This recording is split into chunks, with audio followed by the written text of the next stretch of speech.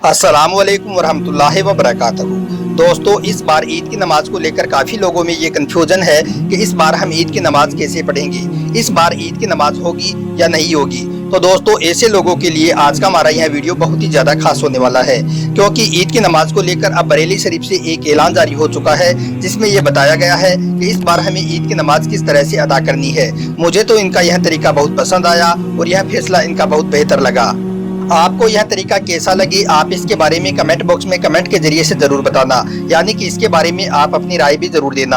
अगर आप भी चाहते हो कि ईद के दिन हर मुसलमान ईद की नमाज पढ़े, तो इस वीडियो को आप दिल से लाइक करें और मेहरबानी करके अपने दोस्तों में शेयर भी कर दें, ताकि और भी मुसलमानों तक ईद की नमाज का यह तरीका पहुँच सके। तो चलिए दोस्तों, शुरू करते हैं।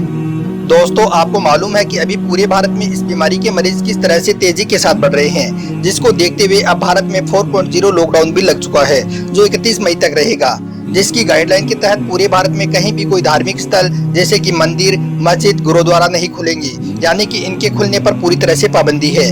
मगर दोस्तों, इन सब के बीच हर रोज ईद की नमाज को लेकर कुछ ना कुछ खबर सोशल मीडिया पर फैल रही है। हाल ही में एक वीडियो सोशल मीडिया पर काफी वायरल हुआ था, जिसमें एक मौलाना ईद पर 2 दिन के लिए मस्जिदों को खोलने का सरकार पर दबाव बना रहे हैं। इसके अलावा दोस्तों, कुछ लोगों ने ईद की नमाज को लेकर सिर्फ 1 घंटे के लिए मस्जिदों को खोलने की याचिका इलाहाबाद हाई कोर्ट में लगाई थी, जिसमें ये कहा गया था कि ईद के दिन सिर्फ 1 घंटे के लिए मस्जिदों को खोल दिया जाए, ताकि मुसलमान ईद की नमाज पढ़ सके। और यही नहीं, साथ में यह भी कहा गया था कि ईद के साथ साथ जून महीने तक जुम्मे की नमाज के लिए भी हर जुम्मे के दिन 1 घंटे के लिए मस्जिदों को खोलने की इजाजत दी जाए। हालांकि हम आपको बता दें कि हाई कोर्ट ने यह याचिका खारिज कर दी और कोर्ट ने कहा है कि हम ऐसे माहौल में मस्जिदों को खोलने की इजाजत नहीं दे सकते हैं। दोस्तों, अल्लाह की इबादत का पाक महीना रमजान अपने आखिरी दिनों में है। ऐसा पहली बार हुआ है कि लोगों ने इस लॉकडाउन के चलते इस पाक महीने में भी अपने अपने घरों में ही नमाजें पढ़ी हैं, तरावी पढ़ी हैं, और मस्जिदों में सिर्फ 4 या 5 लोग ही रहे हैं। अब काफी लोगों में ईद की नमाज को लेकर भी कंफ्यूजन है कि इस बार हम ईद की नमाज भी कैसे पढ़ेंगे। इसको लेकर अब बरेली शरीफ से एक खास ऐलान हो चुका है। बरेली शरीफ ने मुल्क में लागू लॉकडाउन और सामाजिक दूरी को बरकरार रखते हुए ईद की नमाज पर मुसलमानों को एक खास पैगाम दिया है। दोस्तों, बरेली शरीफ में उलमाओं ने बैठकर एक मीटिंग की है, जिसमें उन्होंने ईद की नमाज को लेकर आपस में राय मशवरा किया। उसके बाद उन्होंने ये फैसला किया है कि ईद की नमाज मुसलमानों के लिए बेहद जरूरी है, क्योंकि यह मुबारक दिन 1 साल में एक ही बार आता है। इसलिए मुसलमानों को ईद की नमाज पढ़ना बहुत जरूरी है। मगर इस बार इस लॉकडाउन और सामाजिक दूरी को देखते हुए तमाम मुसलमान अपने अपने घरों की छतों पर ही ईद की नमाज अदा करेंगे। इस ऐलान में ये कहा गया है कि भारत में ज्यादातर मस्जिदों में लाउड स्पीकर लगे हुए हैं, हमें उनका इस्तेमाल करना है। ईद के दिन मस्जिदों में कुछ देर के लिए लाउड स्पीकर को चालू कर लेना है और फिर उनकी वॉल्यूम को बढ़ा देना है, और मस्जिद में इमाम साहब लाउड स्पीकर के जरिए से लोगों को नमाज पढ़ाएंगे। ठीक उसी तरह नमाज होगी जिस तरह हर बार ईदगाह और मस्जिदों में होती आई है। उसी तरह से किरात होगी, ईद की नियत बताई जाएगी और खुतबा होगा। मगर लोग अपने अपने घरों की छतों पर ही ये सब सुनेंगे और इमाम के पीछे पीछे नमाज पढ़ेंगे।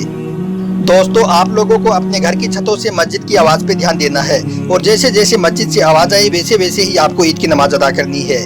ईद के दिन मुसलमान एक खास वक्त पर, जो आपके यहाँ पर तय किया जाए, उस वक्त पर आपको अपने घर की छत पर चले जाना है और छत पर जाकर नमाज वगैरह बिछा लेनी है। और जैसे ही इमाम साहब जमात खड़ी होने के लिए कहें तो आपको खड़े हो जाना है और इमाम साहब के पीछे पीछे ईद की नमाज को अदा करना है।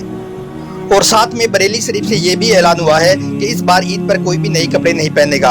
आपके पास जो भी पाक साफ कपड़े हैं वो पहन लें, और इस बार ईद के दिन कोई भी किसी के घर किसी से मिलने भी ना जाए। ईद की खुशियाँ अपने घर पर ही मनाए, ना किसी से कोई गले मिले और ना ही किसी से कोई हाथ मिलाए।